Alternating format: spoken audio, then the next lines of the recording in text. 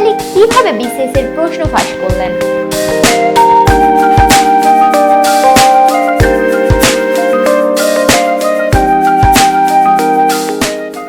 BCS পরীক্ষায় কোনো দুর্নীতি হয় না, পিএসসির প্রশ্ন ফাঁস হয় না, এই পরীক্ষার সঙ্গে যুক্ত সবাই নীতিমান, এরকম একটা পারসেপশন জনপরিসরে আছে শুরু থেকে। মানুষ এটা বিশ্বাসও করত। হয়তো এই পারসেপশনের অনেকটা সঠিক, কিন্তু ধরুন একটা বিরাট মাছ ধরার জালে ছোট্ট একটা ছিদ্র যদি থাকে, তাহলে সেই ছিদ্র থেকে বড় মাছ বের হতে না পারলেও ছোট মাছগুলো ঠিকই বেরিয়ে যাওয়ার সুযোগ পায়, এবং ছোট মাছগুলোই বড় হয়ে ছোট মাঝারি এমনকি তার নিজের সাইজের মাছও খেয়ে ফেলতে পারে।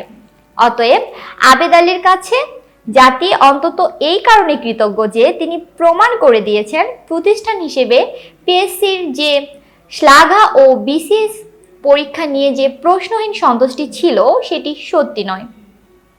কেননা আবেদ আলী নিশ্চয়ই মাদারীপুরের ডাসার উপজেলার কোনো প্রেসে প্রশ্ন ছেপে সেগুলো বিক্রি করতেন না, বরং পিএসসির প্রশ্ন যে গোপন প্রেসে ছাপা হয় সেই প্রেসের কোনো লোক অথবা প্রশ্ন সুরক্ষার দায়িত্বে নিয়োজিত কোনো লোক কিংবা লোকদের সহায়তা নিয়েই তিনি প্রশ্ন জোগাড় করতেন।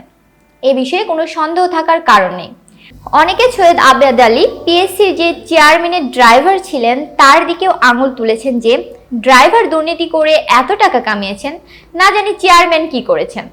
এই ধারণা সঠিক নাও হতে পারে, কেননা ড্রাইভার কি করেন বা গোপনে তিনি যে প্রশ্ন ফাঁস চক্রের সঙ্গে জড়িত হয়ে পড়েছেন সেটি চেয়ারম্যানের নজরে নাও আসতে পারে। আবার চৌকস হলে তার গতিবিধিকে সন্দেহ করা উচিত।